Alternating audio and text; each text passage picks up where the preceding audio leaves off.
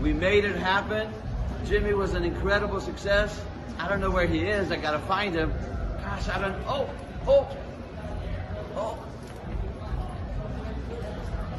Oh yeah, George. Oh, George. Right George. here. Yeah. We did it, brother. Yes, we hey, did. Thanks to Dan. You know what? And in the ring with Dan and Benny. Hey, brother, man, hey, he's about the most cat. I just love him to death. I love you. Thanks for having me. Hey, you're the best. I'm telling you, brother. In the ring with Dan and Benny. Yeah. We love you. Thank you so much. Dan. Mwah. Oh yeah.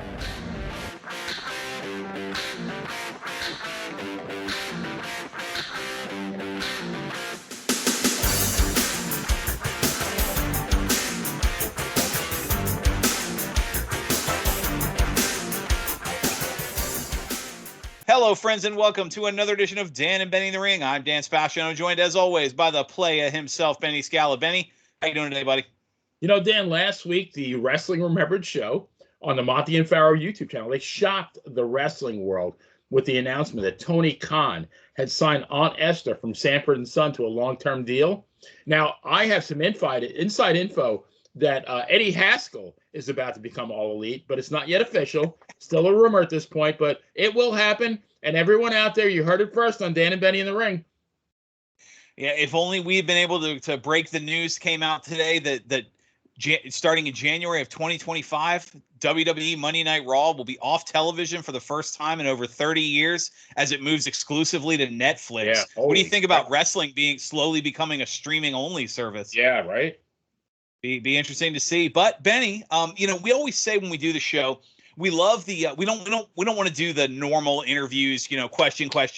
We always try and have it come off sound like a couple of guys sitting around having a beer, or in today's case, maybe having some pizza. Why don't you introduce everybody? Who's the third guest we got this evening? This should be some great stories we're hearing tonight. Well, professional wrestling has many aspects to it that we love dearly, and one of those is that for many it's a family thing. There's been so many great wrestling families over the years, and within the past couple of months, the Iron Claw was released, which was chronicling the history of the Von Erichs. You got the Harts, the Funks, the Ortons, and we could go on and on. But our guest tonight is a member of one of the most storied families in the history of professional wrestling, the Malenkos. One of my very first memories as a wrestling fan was buying, I think it was Wrestling Review magazine, opening it and seeing the great Malenko with all the pictures very closely resembling a crime scene. So a homicide almost. I'm delighted to welcome Jody Simon, a.k.a. Joe Malenko, brother of Dean, son of the great Boris, Professor Malenko. Jody, welcome to Dan and Benny in the Ring. Hey, Dan and Benny in the Ring. Actually, when my dad got pissed off, there were many crime scenes in my house. I was the guy on the ground. They do the chalk outline thing around me. Okay. Yeah. How's the old saying go? It wasn't a pattern in the rug. It was just all the overlapping chalk outline bodies. There you go. This is such an honor to talk to you. Normally, when we talk to the guests, we always want to start with the same question. We try and get them to recall the time and place where the bug bit them when they became fans. I mean, obviously, you were exposed to professional wrestling from birth. Was there ever a doubt in your mind that you were going to make professional wrestling your vocation? Was there any doubt whatsoever? Did you have other ideas, or did you just know from day one, this is my life? I had 873 doubts. Well, I couldn't work a stripper pole real well. Man after your own heart, Benny. I don't have that problem, but I can identify. I kept slipping. And when you get older, if you do it, you break a hip, and then you're dead. Yeah, look, I had a course set for me because of who my dad was, so I just followed that course. I didn't ever think that I wasn't going to do it, but I never really had it in my radar to become anything special in the business. My brother did. I mean, my brother wanted to be a professional wrestler from the time he was, when I first held him in my lap at 2 years of age. But just short of that, I had some opportunities arise, and I did that. But I was also doing all my other stuff, which kind of set the tone for my real life as a pharmacist. There you go. So we had on Paige Von Hess Sutherland. She's the daughter of Kurt Von Hess.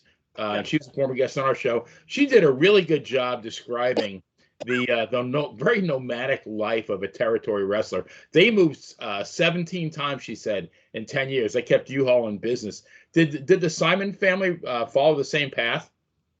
Only in the early days. I mean, until we got to Florida when I was in 7th grade. So that would have been 1968, 67, 68. Until that point in time, yeah, we were all over the place. You know, it was a nomadic lifestyle. We literally would just climb in the car and load it up and head on out to a new territory. A lot of times there were issues. You know, there were deals where my dad would be on the road, and he would say, "Hey, need you guys to get ready and come join me."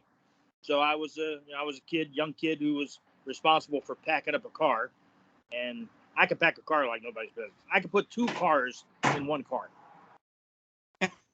That skill never set me up for success, but I could pack a good car. So where did he go, Jody? I know he was in New York for a while. Actually, he was in New York around the time Bruno broke in the early 60s. I remember Bruno. I mean, look, you know, you do these things, you tell the same stories all the time, and even when I talk about wrestling, I tell the same stuff all the time. I've only got so many stories to circulate through, and so I usually change them up a little bit. I lie a lot and change them up a little bit just for my own. We won't know. It's fine. Yeah. Right. You know, so back in the day, in the early 60s, that was when my dad was wrestling at the Old Garden for Vince Sr., and I would go as a kid with him, and, you know, I'd be in the dressing room with Bruno and Bobo Brazil, and Wahoo came in. And, I mean, my dad and Wahoo had a couple major matches at MSG in the day. Those were great times. And then as far as where he went afterwards, again, it was all over the place. He was in Omaha, Nebraska, St. Joe, Missouri.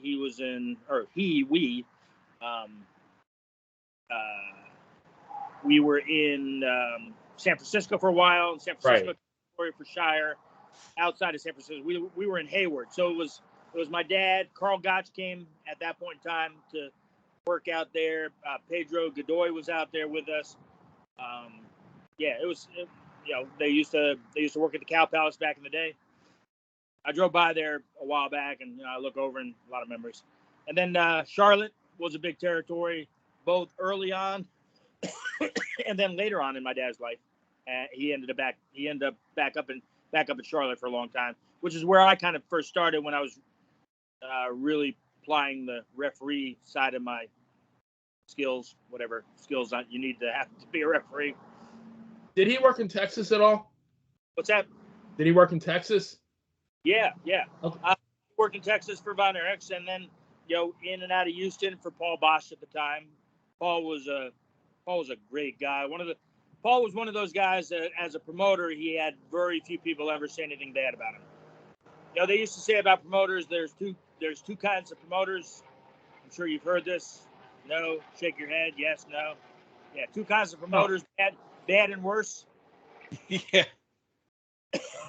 So Paul was one of the few who was a stand-up guy. You know, World War II vet, wrote poetry. He counted George Bush Sr. as one of his best friends. He was a local dignitary in Houston, so just phenomenal guy. I've seen his payout sheets. I mean, I'm a former accountant. I like them. Everything balanced. Well, I'm sorry about you being a former accountant, but yeah, he was a stand-up, honest guy. If you were working for Paul, what you didn't have to worry about is, you know, you were going to look around the arena and see a full place and then get told that it was, you know, only half of what it was a week before. I even had that in multiple territories where you get a payday and the place is jam-packed, and the next time you're in the same place, it's jam-packed, but your payday is about half of what it was.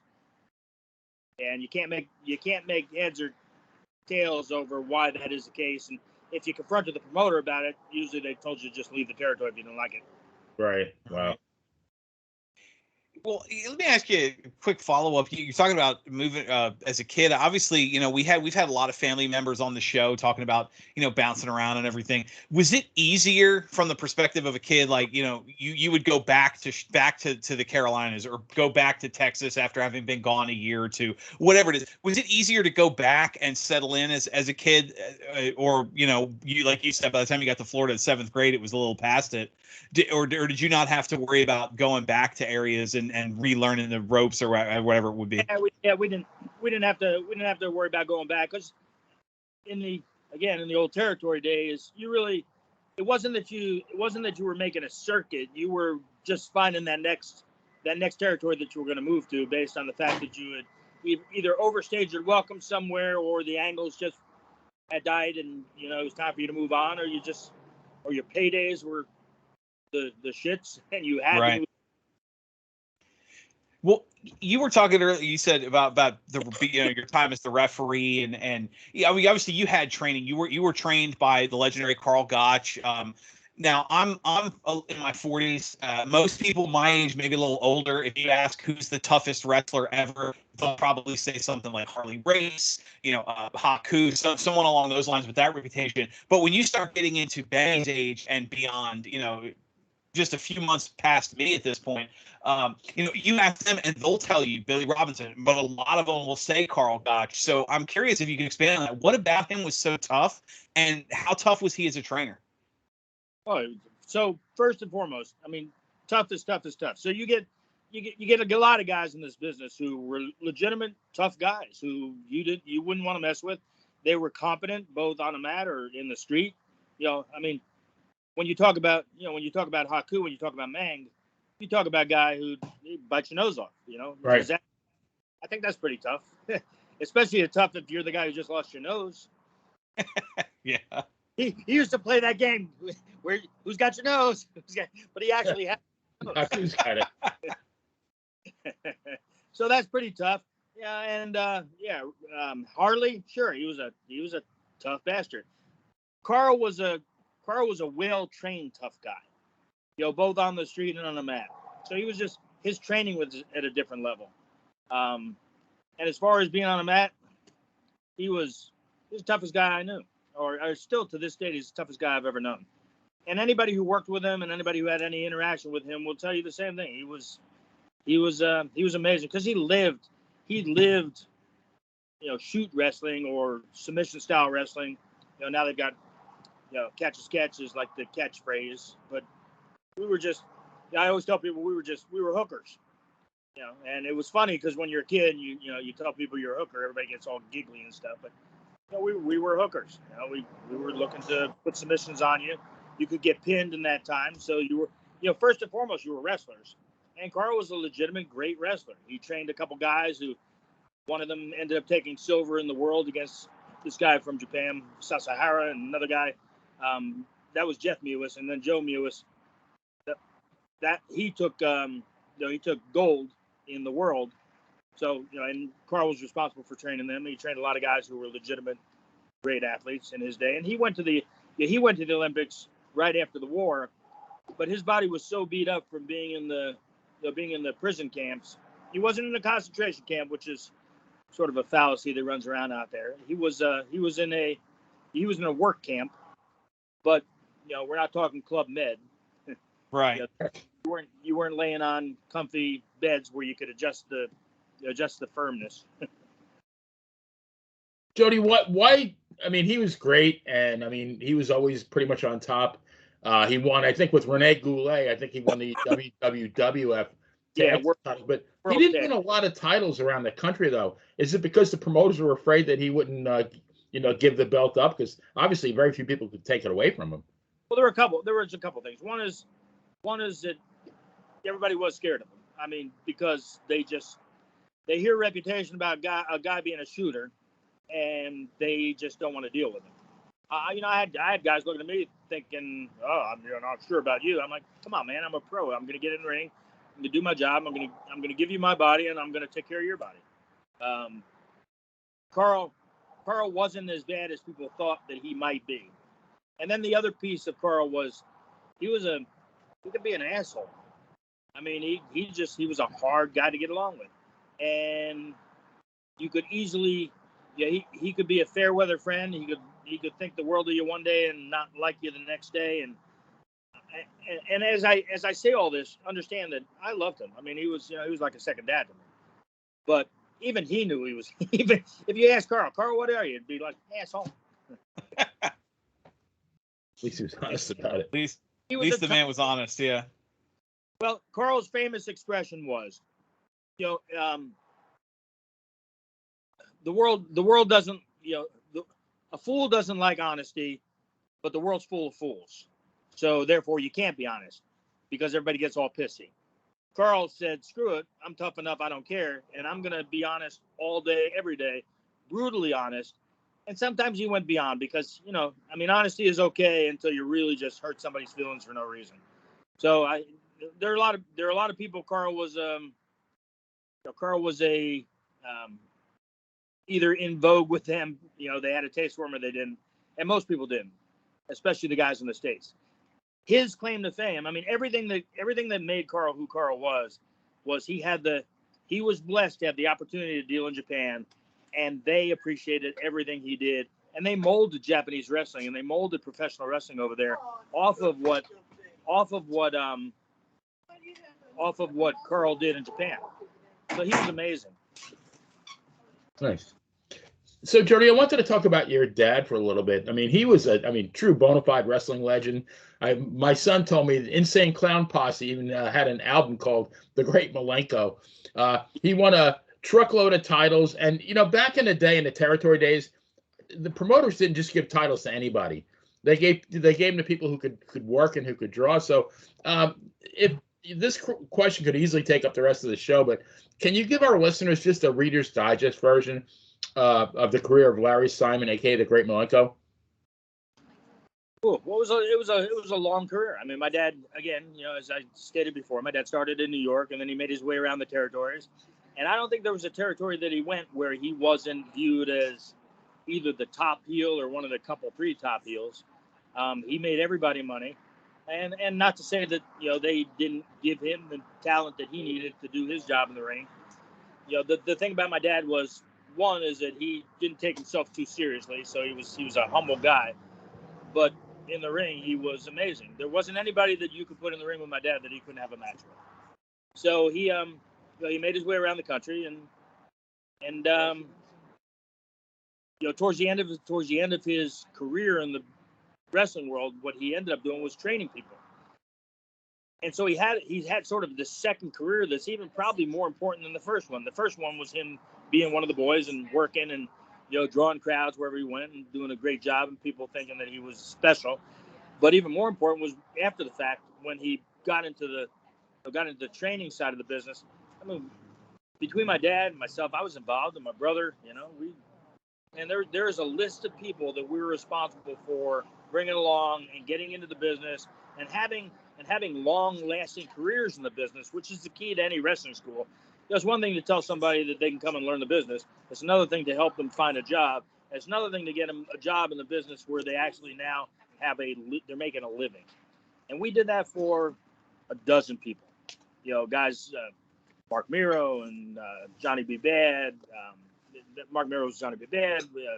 1, 2, 3 Kids, Sean Waltman. Sean started with us when he was a skinny little teenager. I think he was 13 years old, 13, 14 years. Man. When my dad passed away, Sean probably cried more than I did. Not saying that I didn't cry. Sean was so broken up. I mean, he was a second dad to most of these people. Glenn, Undertaker, Taker. Mm-hmm. I used to get in the ring and legitimately go at it, shoot style with Glenn back in the day. I was nuts and fearless and didn't realize how big he was until afterwards. I'm looking at him going, you're a big guy. But that, so my dad made his mark in the business across multiple territories. Florida was the territory for him. He had a run with Eddie Graham that lasted almost 10 years. It is arguably, or maybe inarguably, the feud of professional wrestling. If anybody looks around at what went on in other territories, the Florida territory and the Graham Malenko feud was amazing. And they had a couple of angles that, we're 40 years later and people still talk about my dad getting out and stamped, stomped. Well, like you had said, he was in the old would have been the WWF, early 1960s. You mentioned being in a locker room with Bruno. Your father wrestled pre-champ Bruno several times. Obviously at the time under the name Larry Simon, and then in April, this is April 1962, first appearance in Florida, losing to Joe Scarpa, who of course would later become Jay Strongbow, one of the biggest. One of the few Italian Indians out there. Right, from Nutley, New Jersey. Hey, if there's one thing I've learned between Jay Strongbow and then for our younger listeners, the Muhammad Hassan gimmick, Italians can play anything if they need to. Right, yeah. Pretty much. But so he kind of transitions into the Great Malenko at this point. Do you know the story behind that name? The sad thing is some of this information has been lost to the wherever. He never, and if he did talk to me about it, sad to say, I just didn't digest it and keep it in my head. He never really told me, or I don't remember if he really ever told me when the Malenko name came up. I mean, when he was up in New York, he went under the names of Crusher Dugan, Larry Dugan, Crusher Dugan. He was Larry Simon in the beginning, Crusher Dugan, Larry Dugan. Then he became Otto von Krupp. That was his right. big Yes. Mm-hmm. And my dad was 5'10" on a good day in heels, and he had 265 pounds packed on him, and he didn't have much fat. He was a big boy, and he was impressive looking because he shaved his head. He had a forelock of hair that would come down almost like Mongo, whatever. Oh yeah.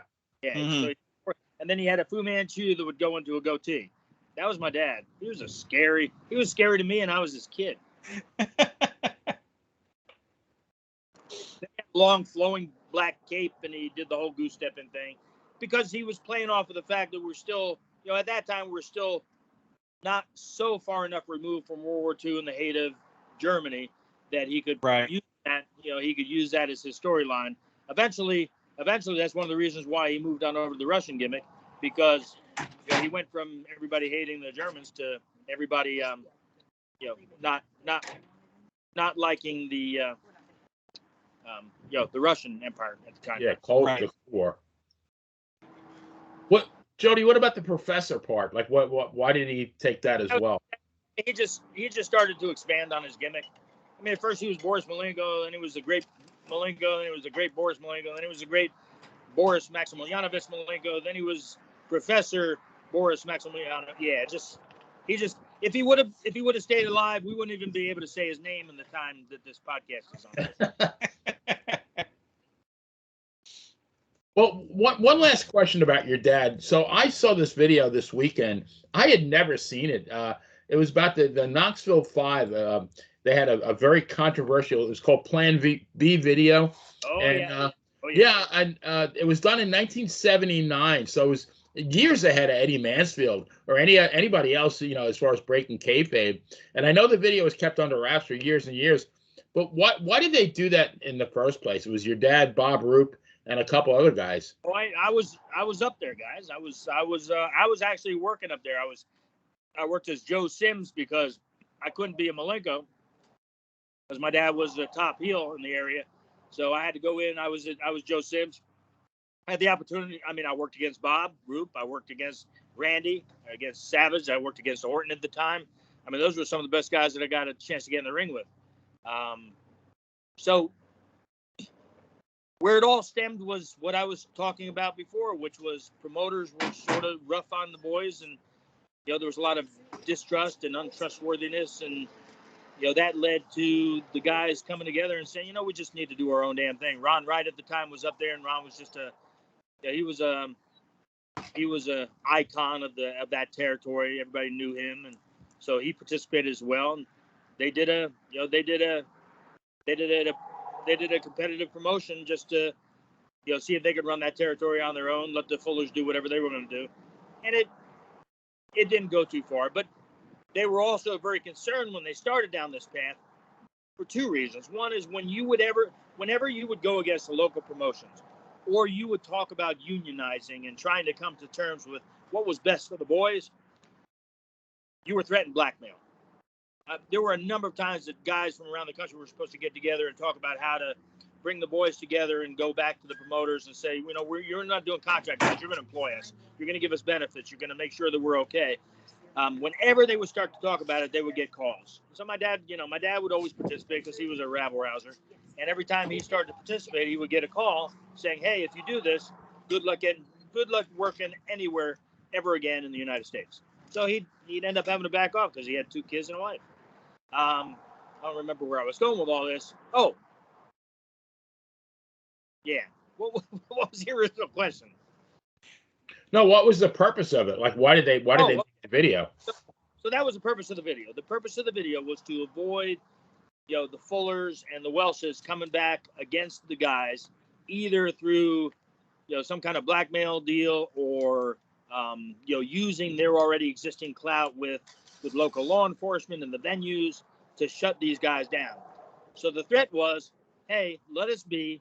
You run your stuff, make some money. Let us run our stuff, make some money. Leave us alone. But if you don't, then we've got this thing sitting there. I don't think the Fullers ever knew about it. I don't think the Welshes ever knew about it. So it really is just this thing that sat out there and disappeared like in perpetuity until somebody discovered it somewhere. We have no idea how it came up. I talk to Roop all the time because Bob and I, we're good friends. We go way back. And Roop has no clue how it cropped up. We have no idea. So, would this thing have been used? And they would have been hard pressed to ever put that out there, because once you do that, at least it was viewed in those days, once you do that, you kill the business. Turns out Vince did it and he didn't kill the business, and he became a billionaire. But that's different than they felt. That's different than they felt would happen if they let the cat out of the bag and really expose the business. When I had never seen the video. When it came out fairly recent and I saw it for the first time, I had a holy shit moment, because I never would have dreamed in a million years that my dad in particular would ever say anything against the business or point to the business not being legit. And he was the elder statesman of the group. And, Yeah, and very, very articulate, though. I think Roop went first, but your dad was second. And they were really the two most, I would think, eloquent people on the video. Garvin was a hell of a hand. Bobby Orton was a hell of a. Ron Wright was the other guy. Ron Wright was the other guy. We had, what existed in that promotion was a tremendous amount of talent, and the video was an attempt to make sure that nobody stepped on our toes or shut us down. But circumstances had it that it didn't work anyway. Now, Jody, this is the ICW, right? This was the Papos promotion, or no? No, it wasn't. No, this wasn't the Papos promotion. Oh, okay. Yeah, Randy was involved with us. Lanny was in and out once in a while, but their promotion was a different promotion. I thought they were up in Nova Scotia or something like that. No, they had one in I believe in Louisville. They might have. Yeah, ICW. Hard to keep tabs on this stuff without a program. So where was the one that your dad's one was based in Knoxville then? Yeah, it was Knoxville. Okay. And again, it was my dad, Bob Roop, Bobby Orton. I don't know if Bobby was really integral to the core group. It was Ronnie Garvin and Dog cameo. What's that? Oh, I was apologizing. My dog walked into the background. My wife's dog walked into the background. I was apologizing for the cameo. Does he have a question? My dog, your dog. He's a big wrestling fan. Yeah. It's only Jessica's dog, though. It's not yours. Don't let her. She'll try and say it's my dog, but she's lying. It's not like our dog. Geez. It's definitely her dog. No, I apologize for the interruption. Dog running. Jody, you were talking about, obviously you said with your dad being the top heel, you had to wrestle under a different name. Speaking of different names, you made your professional wrestling debut in Mexico under the name Carl Gotch Jr. Obviously maybe the answer seems obvious, but why that name and why Mexico? So when I was up in the Carolinas, I was mostly refereeing. I wrestled a couple times, but I was mostly refereeing for Mid-Atlantic at the time. Carl contacted me. I had trained with Carl for a while already at that point. I was pretty much past my serious mat training. So I was up there being a referee, trying to be a pro. Carl made a connection with Flores in Mexico City, got me a decent deal. I made $500 a week at the time, so that was good money for me. And I went down there. When I was getting ready to head out, Carl came up to me unsolicited, and he says, "Hey, if you wouldn't mind, I'd like for you to." He said it. If you wouldn't mind, I'd like for you to take my name. Would you do that? I'm like, are you kidding me? Of course, because they knew him down there somewhat. So I took the name Carl Goss Jr. because he asked me to take his name, which I consider to this day to probably be the most, the greatest compliment that he could have given me. Not too many people come up to you and want you to take their name unless they're adopting you. He didn't adopt me though. That's fair. So I went to Mexico and I worked down there for 4 or 5 months, something like that, and had a great time. There was an article in one of the magazines, Carl and I, and brought a saxophone down there for some reason because I was starting to play sax a little bit. I was terrible. So I go down, I bring the sax, and one of the media guys knew about the sax, so he had to take a shot with the sax. Ridiculous. So anyway, there's this article, and I saw that it's the first article I ever had in a periodical of any kind. So I looked at it. I'm all excited. I'm like, ooh, look! So I bring that back, and I kind of forgot about it. So just not too long ago, maybe a couple years ago, it came up in something, and I saw it, and I'm like, oh, look at that. And I had a buddy from Buenos Aires who speaks fluent Spanish because I don't. And I showed him that, and he goes, his face kind of changed a little bit. I said, what are you? He goes, well, they said you're not that good. So what they pretty much said was I didn't live up to the expectations of what Carl Gotch Jr. should be because, I wasn't Carl Gotch. Screw them. They didn't know. So Dan and I actually use the wrestlingdata.com website to do our research, and looking at the your history on there, you made a ton of trips to Japan and wrestled there for a long while. Did a lot of tagging with Dean, but you did win the New Japan Pro Wrestling World Junior Heavyweight Championship on 2 separate occasions. What was the intrigue of Japan that kept you coming back? They would pay you in crisp $100 bills. That's a good intrigue. That's I like that. Yeah. But look, in all seriousness, beyond that, it was you go to Japan. They really appreciate everything you do. The Japanese audience was always just phenomenal. At first, you think they're sitting on their hands, but then you realize they're just intent in watching you, and they do. There's times where they explode and they react as much or more than the U.S. fans. So you got to go to Japan. You knew you were going to get what they told you were going to get, both financially and for your work. You were working with the best guys in the world because everybody and their mother who was anybody was coming to Japan. There wasn't anybody who was here in the States. There was nobody who was here in the States that was worth anything that didn't make their way over to Japan to wrestle for either All Japan or New Japan. So I had the opportunity to work with great guys. I had the opportunity to be taken care of very, very well when I was there, and I made decent money that I always got every dime of and never had to fight for. How do you beat that? I mean, in the world of pro wrestling, that was like the perfect deal, right? So yeah, did the fans ever riot like the ones here did?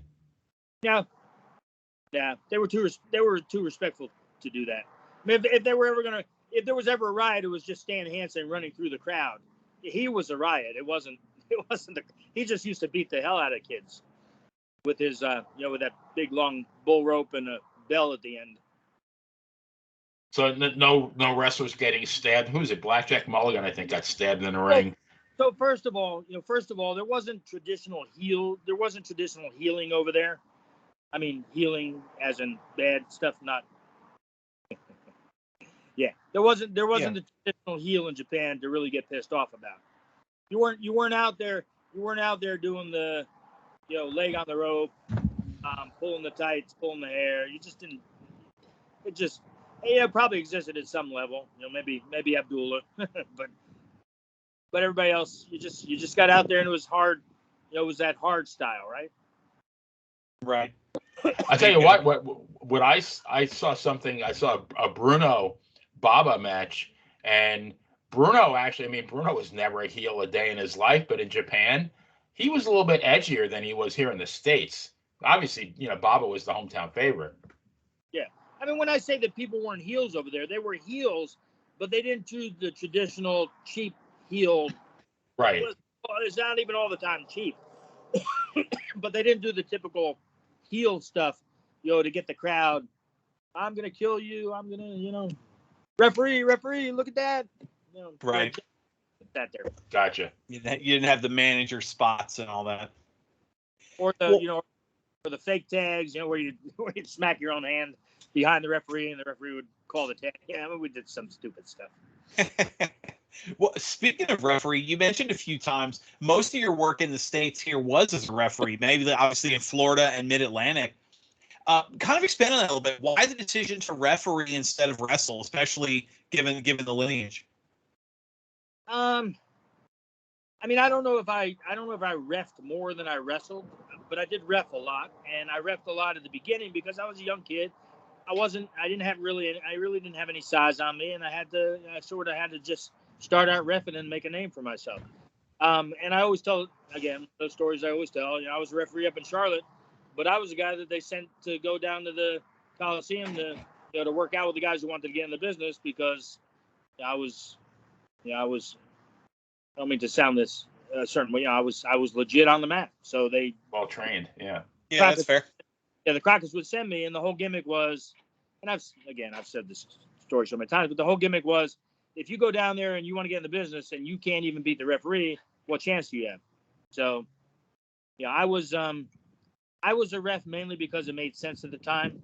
I wasn't looking at this business to be a full-time deal. It was just a way for me to make some money. And then the transition just kind of happened because, as we just talked about, Carl called me one day and said, hey, I can get you in Mexico if you want to go into Mexico. And the opportunity was there and the timing was right. I'm like, okay, I'll go to Mexico. $500 a week, cold hard cash. It was a great place. They really took care of me down there. And that started my in-ring career as a worker. And then I made it over to Japan also through Carl. And I loved it there. We did a lot of independent stuff in Florida. So I wrestled a lot in Florida for the independents, Global Wrestling, and a couple other IWWA or whatever the heck it was. We had a number of organizations we had here going against Graham at the time, and we had TV, so we were actually trying to go national at one point as Global. All right.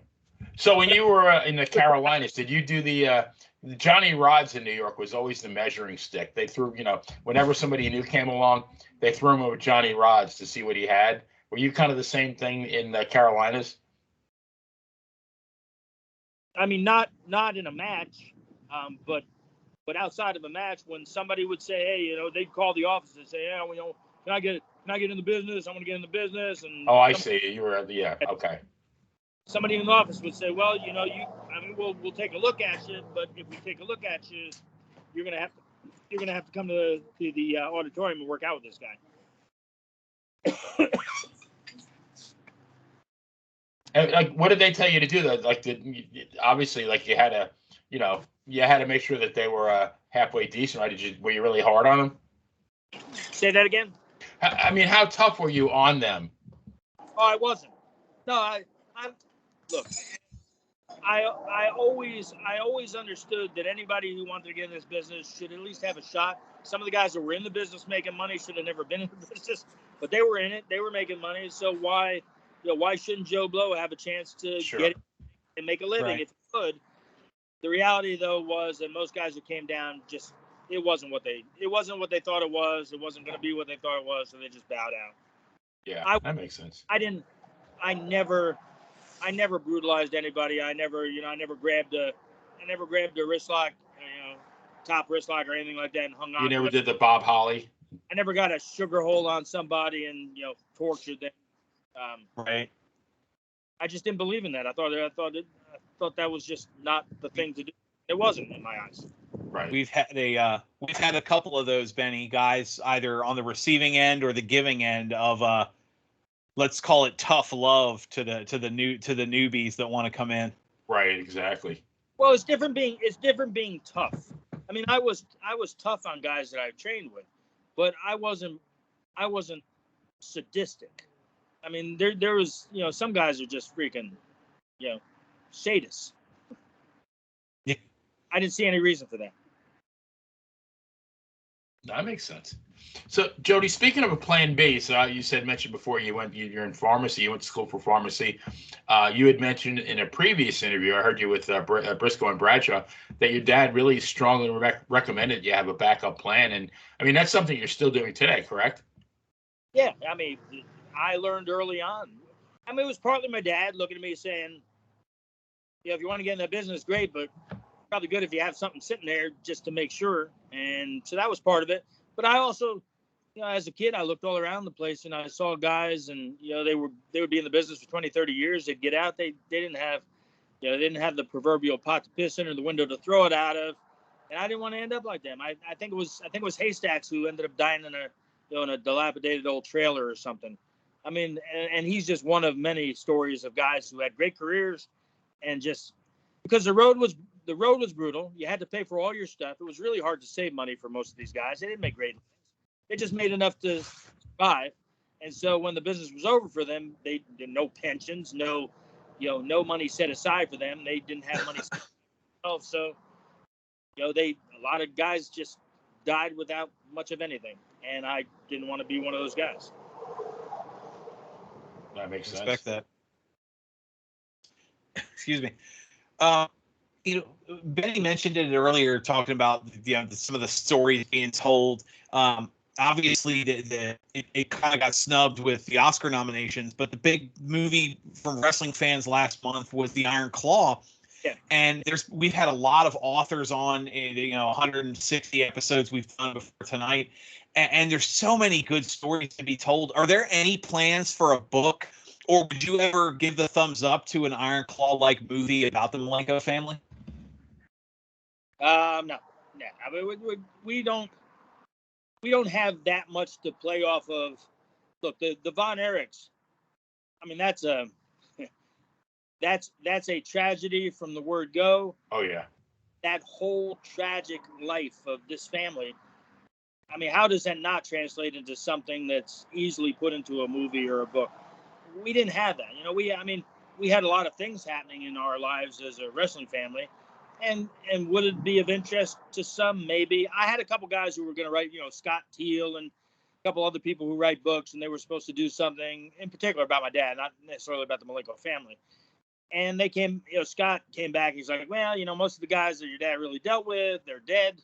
It's hard to interview dead quotes. guys. Yeah. Yeah. So I always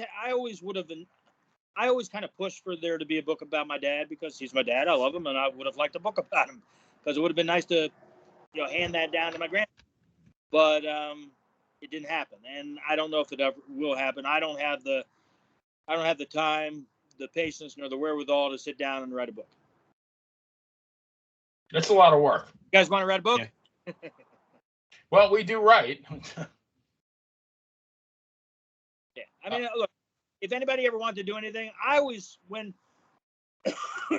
Teal told me that there just weren't enough guys, I disagree, but I wasn't one to do the detective work to see whether or not there was enough heat out there to really make this all work. I mean, 1, 2, 3 Kid is still around. Mark Miro's still around. I mean, a lot of my dad's old guys are gone, but a lot of the guys that he trained are still around. A lot of people remember him. I just don't get that there wouldn't have been enough. There wouldn't have been enough people to really talk about my father and tell enough stories. Norman Smiley. I mean, that's another one. Black. Oh man. yeah. Mm-hmm. Norman Smiley begat. It's one of those biblical things, right? Norman Smiley begat all these people, but my dad begat Norman Smiley. So indirectly, I take great pride in the fact that Norman's done so well with with the training center and made his mark there, and it stems from being part of our family. He's a black sheep. Yeah, it's they were talking a lot about it over the weekend at the NFL playoffs. They always talk about coaching trees when you see, 5, 6, 7 head coaches, coordinators, guys, and they find, oh yeah, all of them work together. It's interesting, and I was kind of hoping your thought on that as kind of a follow-up. Is Norman Smiley's a great example, but there were guys that trained under your father that have since gone on to have storied reputations as trainers. It's the Malenko coaching tree is, the Cody Rhodes entrance music starts with the words wrestling has more than one royal family. I mean, the Malenko tree is one of the most revered in the history of wrestling. I mean, that's a testament to the family, period. I take pride in that. I mean, it is, it's really nice because when I run across people, they all tell me the same thing. And it's just good to hear about your dad, that your dad had an impact in a way in which he was a second dad to 30 guys, 40 guys. When they talk about him, they still cry about him to this day. He was there. He taught them. He brought them along. It wasn't just a wrestling thing. It was about their life. He guided them in their life. And at some level, when you're a kid, you're sharing that with all these people. It's a bit irritating, but alongside of that, you're also proud of your dad because what's the ultimate legacy? I mean, the ultimate legacy is that you've impacted the lives of so many people, and they've gone on to do good things, and they've helped other people do good things. And the starting point was my father. That's actually a perfect segue into the next question, because two of our former guests were students of your dad, and they spoke the world of not only him, but you and your brother as well. And both of them, I chatted with both of them. I chatted with Buck Bresner on the phone, the American Giant, and he was, I don't know if you remember him or not, but he's kind of hard to forget, being 7'3". But he always talks about your dad, every conversation we ever had, and he said, you and Dean were great, very good to him. And the Masked Saint, Chris Whaley, and he actually messaged me. I want to read what he said. His dad was and will always be very special to me. I dedicated my first book to him. Jody was an unbelievable wrestler and athlete. He was also trained by Carl Gotch. I think he was a greater talent than his brother. The most difficult match I ever had was against Jody in Orlando. Not difficult because he was hard to work with, but difficult because he was the superior athlete. He's a great guy and proud to call him a friend. So I just thought you might want to know those things. He just said that to you? Yeah. Yep. Within the last 2 days. Wow, that's nice. Thank you. Yeah. Really good guy. He was our guest a couple of months ago. Well, I mean, he went through the school. He wanted to be a wrestler. He went through the school, and then then he wanted to get into the ministry. So he was heading out to Texas. So my dad hooked him up. I think did he hook him up with Bronco Lubitsch or somebody? I think it was. I think so. I think that's who he said. Yes. I think he hooked him up with Bronco Lubitsch to get a job in Texas while he was going to the seminary, and so that's how the whole Masked Saint thing came about, because he was setting his religious path at the same time he was getting in the ring and wrestling. So, But he spoke on and on. I mean, that call that your dad made meant so much, because at that point it was still very difficult to get in anywhere, and having somebody like a Boris Malenko call on your behalf, I mean that's your ticket. Well, right. Bob Cook always tells his story, and he went up to New York for the first time.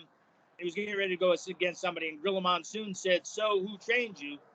And Bob said, "Boris Malenko." Gorilla said, "Okay, you're good," and then walked out of the Jeez, that's all you need to know, right? Yeah, that's all he needed to know. That Bob was trained by my dad. That says it all right there. Absolutely.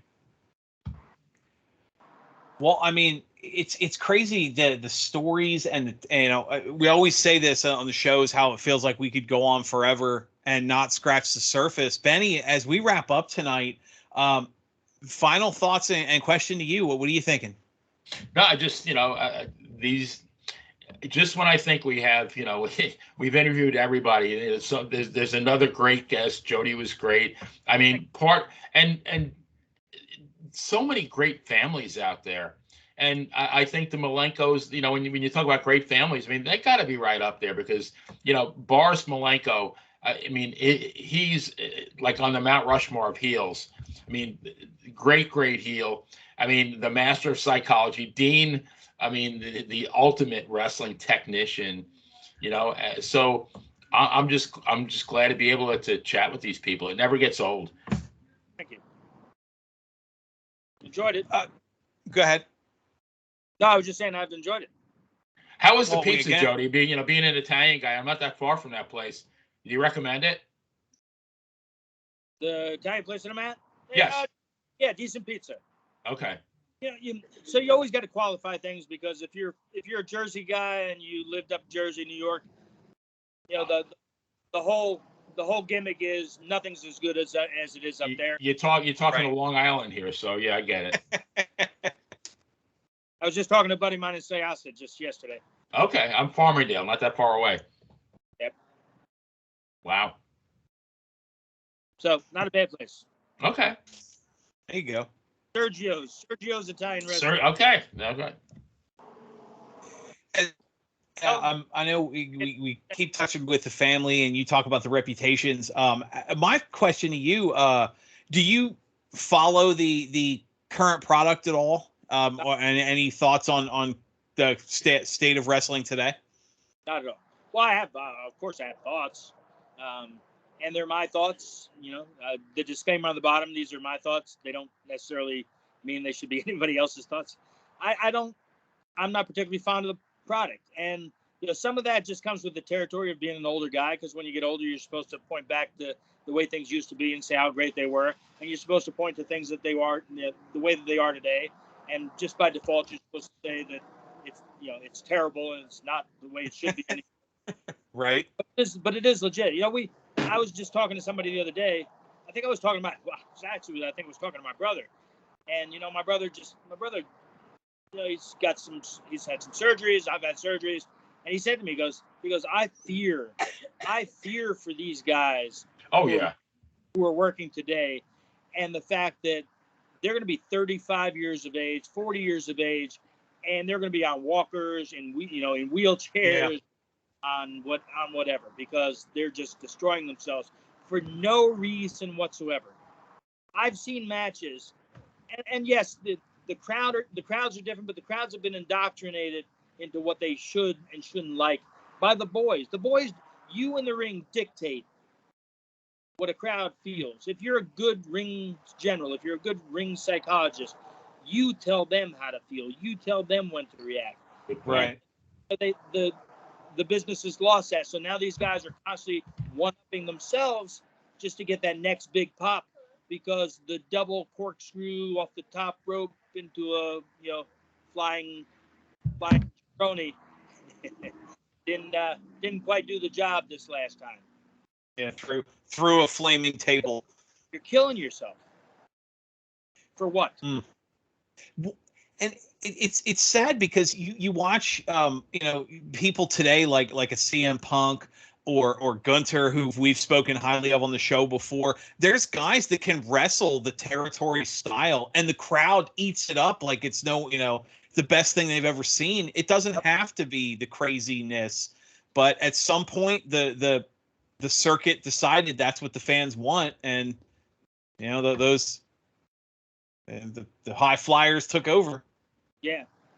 Yeah. No rational thing behind it necessarily. It just happened, and they continue it. Could you pull back?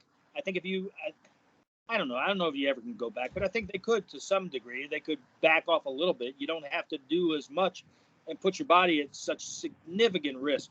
I mean, look, if you're just one of the boys, if you're a pro and you're taking a bump, when you get put on this earth, God says, I'm gonna allow you 70,000 bumps. That 70,000 first bump, you're gonna pay a price. That's whether or not you're doing all the fancy, crazy stuff off the top, out into the second row, tables, chairs, off of cages. Take that away, just bumps. You're gonna pay a price just doing the basics. Now add in the stuff, and you're cutting your longevity in the business by half, probably. and it's sad, and these guys don't realize it until somewhere down the road where they're not even able to crawl out of bed, and then they're going to be going, holy crap, I wish I hadn't done that. Yeah, I've got a lot of money, but I really can't go anywhere. Yeah, but was it really worth it? Yeah. I mean, maybe I'm thinking, from a podcaster standpoint, but like here we are, it's 2024, the first match under if you look up Joe Malenko on YouTube is from the first thing that comes up 1989. So we're the better part of 40 years later, and I still want to hear your story. Some of the guys today that are jumping through piles of chairs and thumbtacks and baskets of barbed wire, 40 years from now, fans aren't going to want to hear that story. They're going to forget. They're going to move on. Flavor of the week. They don't have as many stories because that too. Yeah. Most of the stories, most of the really good stuff, were the road stories. Yep. There you go. Yeah. Amen to that. They were the road stories. They were being in a car with a guy for 6 hours, getting to a venue, then getting in your car and going to another venue because you were making a circuit in the Carolinas through North, South Carolina, Virginia. You were traveling 800, 900 miles. Those are the stories. The stories are what was going on along, peripheral to the matches themselves. Those were the funniest times. Those were the most memorable times. I had some times in the ring that I remember, but that was the best stuff. I had the greatest time. I traveled a lot with Angelo Poffo, and Angelo would travel in his old beat up Mercedes. It wasn't beat up, it was an old Mercedes Benz. He'd keep the sunroof open. It'd be cool as hell outside. He'd have his shirt off, getting sun, and he would never stop. The reason I rode and he would never stop. So if you had to go to the bathroom, you were screwed. You either crapped yourself or peed on yourself because he wouldn't stop. Jesus. And you look at him in the ring, you'd be on the road, and you'd be on the road with him for 5 or 6 hours, and he didn't ever. I'd be looking for a leg bag or something with a catheter because he didn't stop. What was his secret? But as much of a pain in the ass as that was, he only charged 2 cents a mile trans, so he was cheaper than everybody else in the territory. Okay. Okay, that's fair. And he had great stories, and he was just a really good man. So, and he was good friends with my dad. I can respect that. Well, a lot of the younger guys said that traveling in the car like that also was like, it's like being in a mobile college. You're driving for 8 hours and you're soaking up all this knowledge and wisdom from these older guys, and it was priceless. I mean, sometimes that was the case. It was more the case that you were messing with each other. Yeah. We've heard some of those stories. Yeah, right. It was going on either in the cars or in the hotels, restaurants and stuff. I mean, you guys were just everything's a punchline until the Steiner brothers pull a gun on somebody. Yeah, that tends to shut people down. Or until Haku bites your nose off. Yeah. Like you said, the ultimate game of got your nose. I love it. Well, Jody, again, I can't thank you enough for your time. This has been great. Everyone who's listening, you have to go find some of the clips, early matches. Joe Malenko, the Malenko family, obviously your legacy and legendary name. It's been great. Do you have, there's always the stories out there. We'd love the chance to talk to you again if the time comes. And so keep an ear out. Obviously, Dan and Benny here, anywhere podcasts can be listened to. We're going to get this video uploaded. Our friends at Monty and the Pharaoh on YouTube. Benny, another great show. So for Jody Simon and the Malenko family, for the playa himself, Benny Scala, I'm Dan Sebastiano. Have a good night, everyone, and we will see you next time on the ring.